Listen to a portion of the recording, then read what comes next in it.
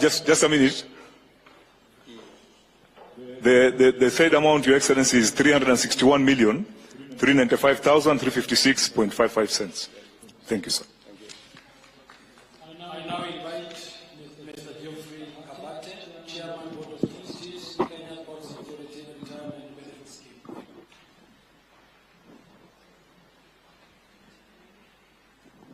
Okay. Your Excellency, this is 79,292,871.25 cents.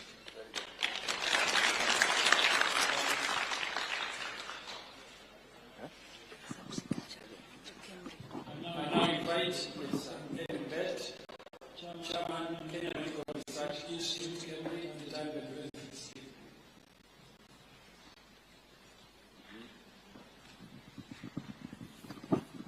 Your Excellency, this one is 70,677,700 shillings.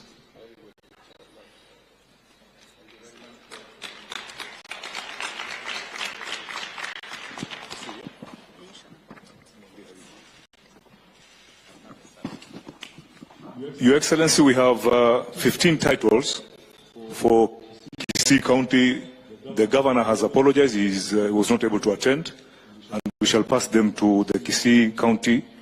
These are 15 parcels of land.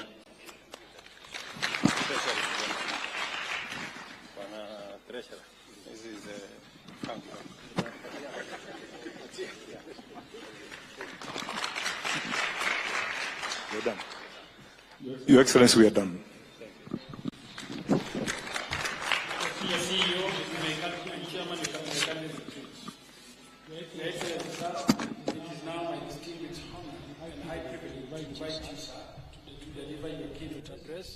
As we mark this monumental milestone in the war against corruption.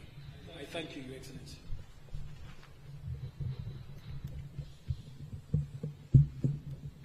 Thank you very much.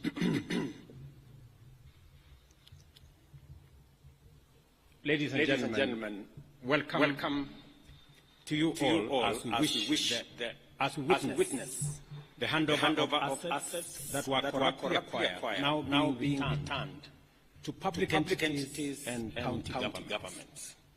This event marks a significant milestone in our nation's fight against corruption. The efforts made and the progress achieved in promoting good governance are undeniable and highly commendable. The government remains resolute in eliminating opportunities for corruption and abuse of office, and in ensuring that the corrupt do not enjoy the proceeds of their illicit actions. I recognize that good governance is a key factor in the success of the bottom-up economic transformation agenda.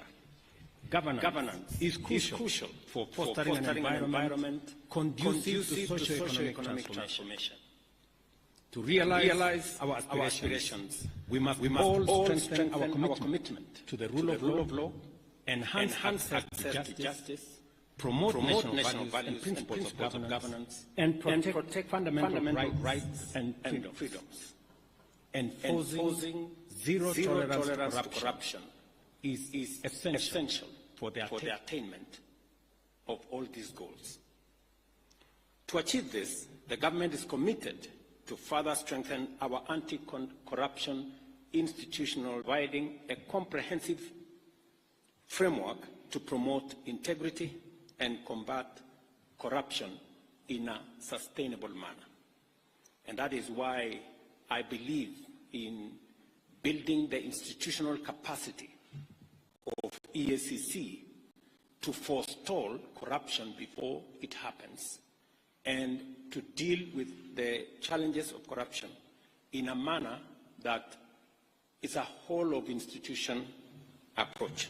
I acknowledge the notable milestones achieved by the EACC in the fight against corruption, particularly through the recovery of corruptly acquired assets and unexplained wealth. Such successes play a vital role in deterring corruption by demonstrating that in the end, corruption is not worth the trouble, as the corrupt ultimately lose everything they have taken from the people.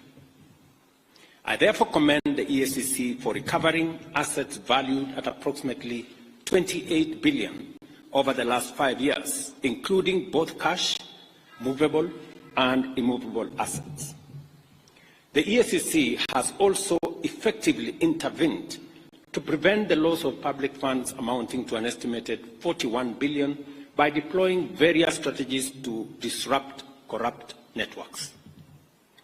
Additionally, I am encouraged that the EACC is pursuing the forfeiture of unexplained wealth valued at Kenya shillings 59 billion through ongoing court proceedings against individuals whose assets and interests significantly exceed their non-legitimate sources of income. And I want to encourage EACC to expedite and also ask the judiciary to expedite these processes so that public resources and public assets can be recovered. As we witness the handover of public assets recovered by the EACC on behalf of various public institutions, I urge the beneficiaries to establish robust mechanisms to protect these assets and prevent further illegal acquisition. The recovered land is located in various parts of the country, including Nairobi, Kisii, Nakuru, Bungoma, Kakamega, Uasin Gishu, and Kisii counties. I would like to take this opportunity to express my profound gratitude for the ongoing development of affordable housing in Nairobi city's industrial area of Enterprise Road. This development is taking place on land recovered by the EACC, and the beneficiaries will be many Kenyans who deserve economic inclusion. This land, measuring 21 hectares, had been unlawfully taken from the Meteorological Department by private individuals. The recovery of such assets reaffirms Kenya's commitment to upholding the Constitution and fulfilling its obligation as a member of the international community under the United Nations Convention Against Corruption. Ladies and gentlemen, corruption is a serious threat to our nation. It undermines service delivery, weakens public policy, compromises the public interest, and erodes our institutions, depriving the government a procedure code, along with other relevant legislative updates to statutes concerning corruption. These amendments will expedite the investigation and prosecution of corruption and economic crimes, ensuring that such cases are concluded within 6 months. I made this commitment, and the Attorney General is seized with the necessary work that will go into us engaging Parliament on the amendments to achieve this aim. We will propose amendments to the Witness Protection Act to revamp the statutory and institutional framework for protecting and incentivizing whistleblowers. These changes will enhance witness protection and make it easier and safer for citizens to report corruption and other criminal activities. We will also be proposing amendments to the Public Finance Management Act and the Public Procurement and Disposal Act. The goal here is to overhaul the institutional and operational framework of public procurement, which is the biggest challenge that we have. In fact, it's correct to say this is where the devil actually lives, which has been identified as a key area of corruption, conflict of interest, and abuse of office in the public sector. These amendments aim to deploy digital infrastructure to create an open, transparent public procurement platform, allowing real-time, end-to-end public visibility of the entire process, from advertisement to contract award. Number 4, I have engaged with parliamentary leadership and urged Parliament to swiftly pass the Conflict of Interest Bill.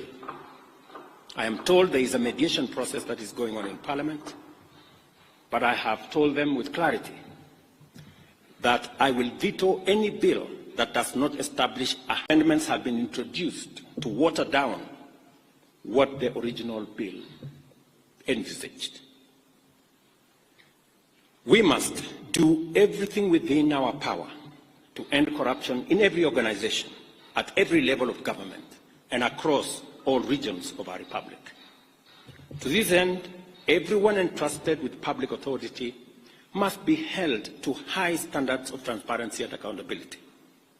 Parliament and all stakeholders must work together to strengthen the anti-corruption legal framework, ensuring the swift resolution of corruption cases.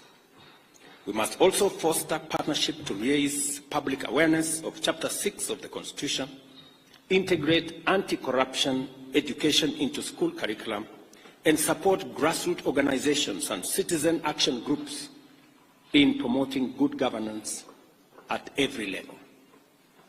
I commend the EACC for its dedication in the fight against corruption, and I want to confirm to both the Chair, the Commission, and the CEO that they have my government's full support. And we commend you for what you have achieved. We know there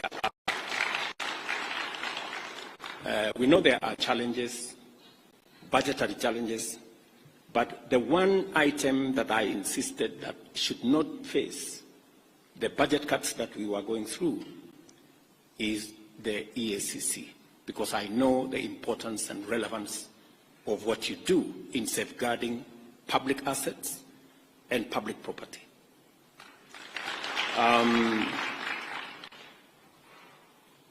On a positive side, the officers that move from EACC to join other government agencies is actually a testimony that you have some of the best, and that is why others come for them.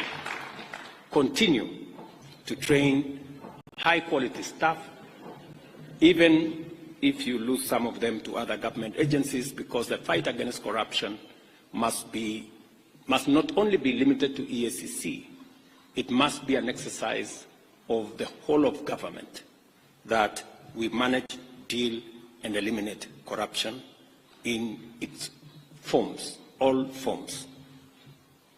Let me also assure you that I have heard what the CEO has said passionately about staff at the EACC and what needs to happen.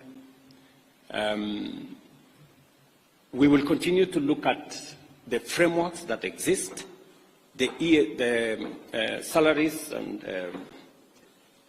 commission is seized with all these matters, and we must continue to respect the salaries commission, because they help us manage the resources that we have within the exigencies of all the requirements that come from all departments.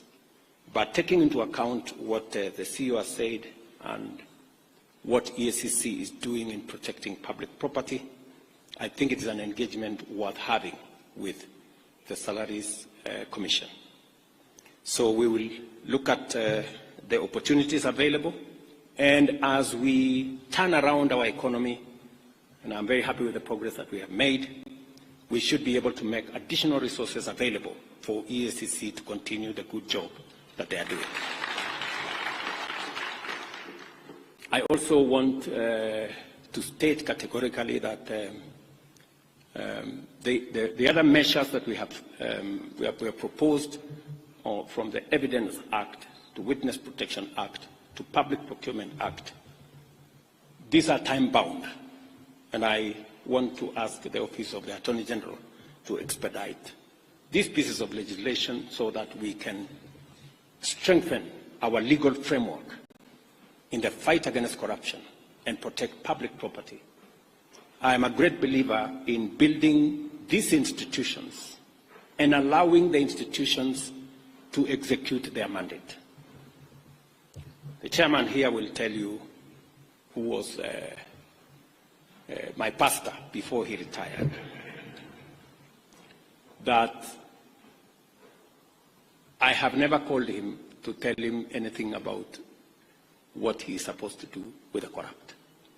Because I am a great believer that institutions should deal with their issues and manage the mandate that they have and deal with any matter, anybody, every person in the manner in which the law provides. Because at the bottom of the line is that we are a country of the rule of law.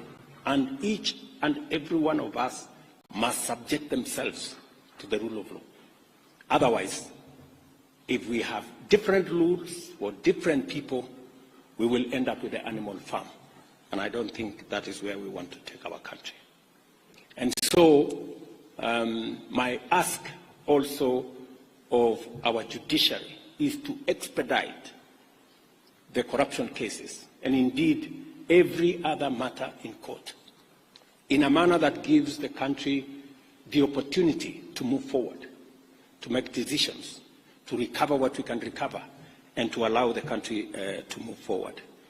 I know indicated to me the budgetary challenges that they have, and I think it's the case with all our other institutions, and it is a bigger statement as to what we need to do as Kenyans on how to make sure that we use the resources we have in a very prudent manner, and we also find ways and means of ensuring that we have sufficient resources and we account for them.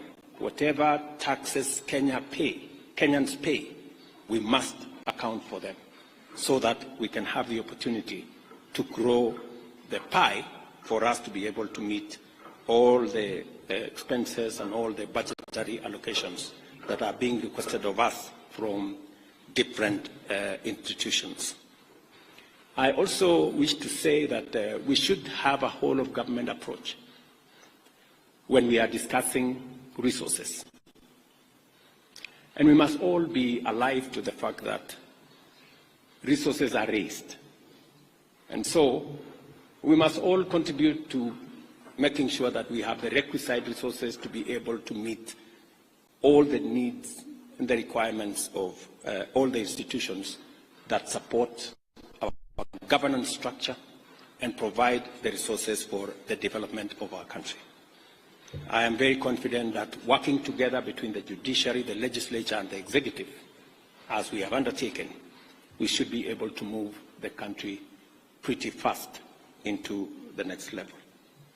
So again, I commend Eacc, and I want to assure them that we will continue to undertake necessary reforms to strengthen oversight institutions and improve service delivery to all the people of Kenya. And I'm asking all arms of government to work together in concert to make sure that we not only raise the resources that are necessary for us to run the affairs of our nation, but resources raised must also be protected by all of us, making sure that we account for every tax that is paid for by the people of Kenya, and those who corruptly acquire them are made to pay, and assets and properties and resources recovered in the manner in which Eacc have done. So thank you very much. My very best wishes. And again to Eacc, congratulations.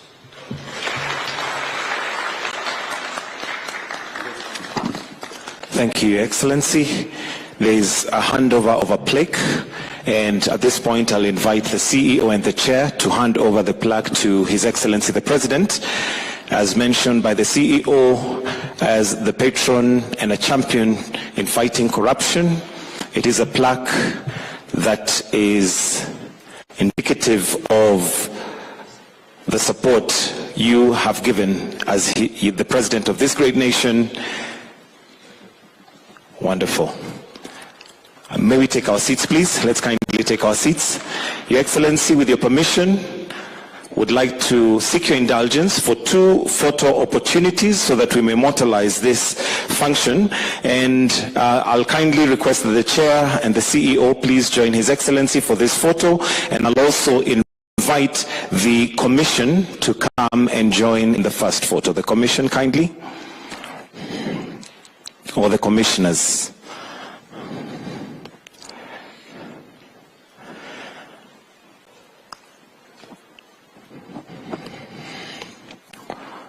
The next photo, we are going to be inviting those that have received some of the assets. We'll call them for this occasion beneficiaries as they hold them in trust.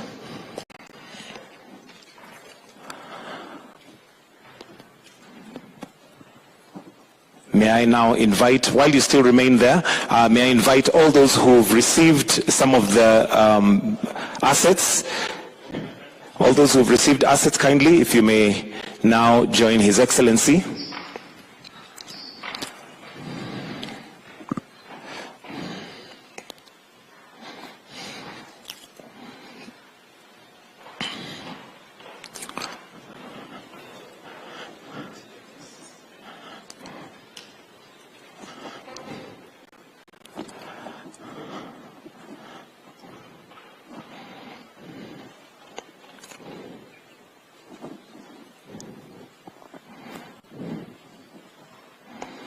And with that, I'll request that we all retreat except His Excellency, the President, and I'll request that we all be upstanding as we now finish with the national anthem. The national anthem.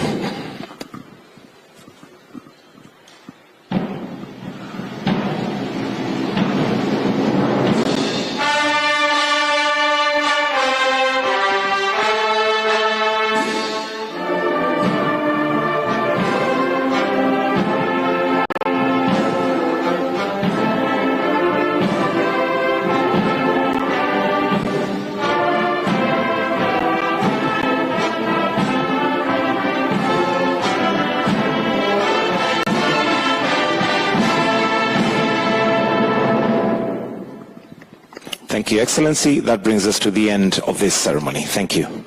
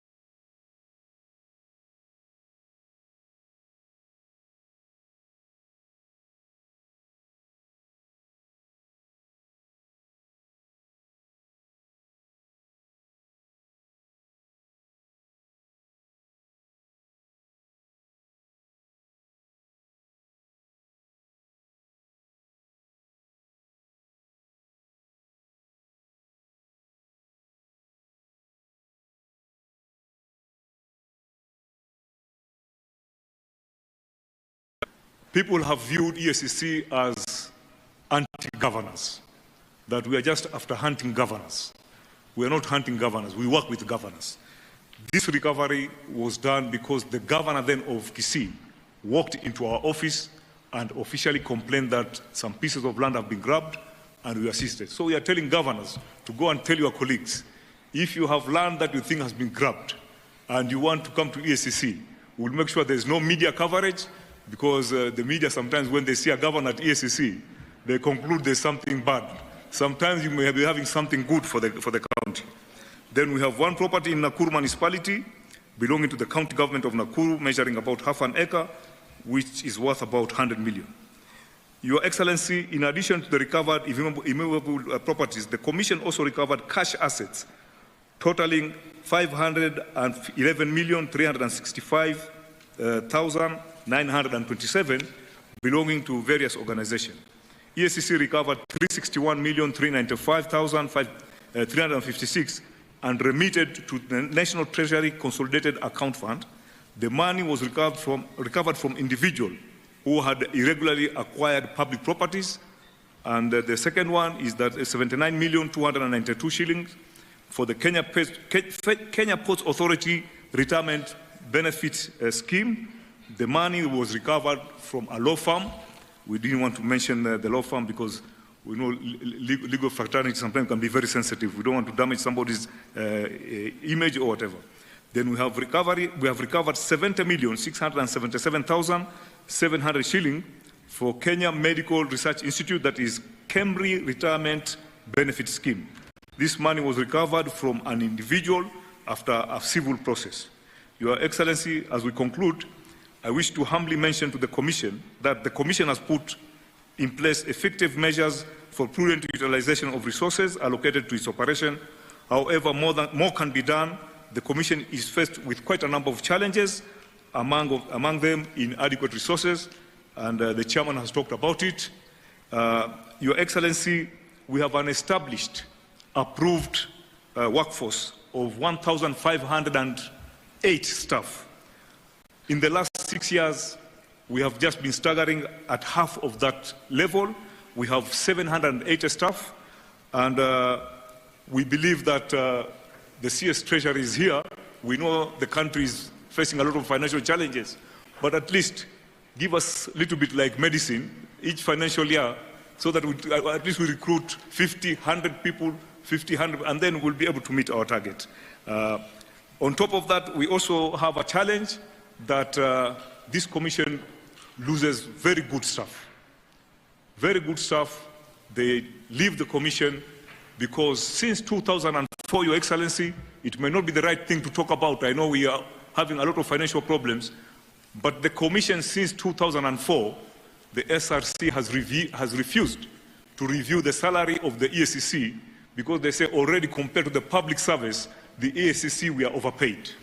But it is having a very negative effect. As I'm talking to you, as I'm here representing, last week, a very good investigator was poached by the central bank. So this is what is happening, and I think SRC needs to be told that they should be a little bit lenient to Eacc. With your kind permission, Your Excellency, I request you to hand over the title deeds and checks of the recovered assets.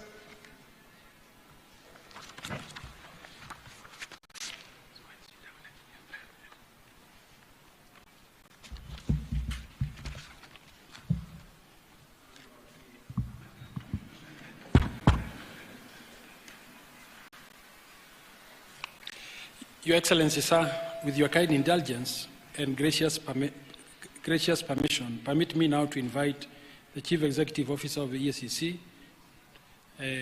accompanied by the Chair, to facilitate the handover.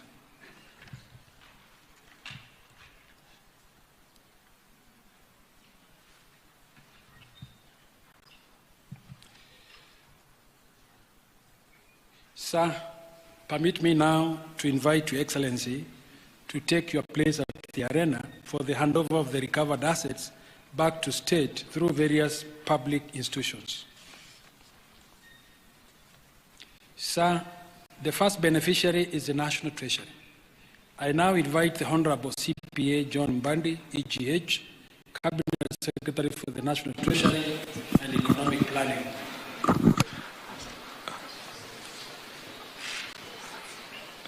Your Excellency,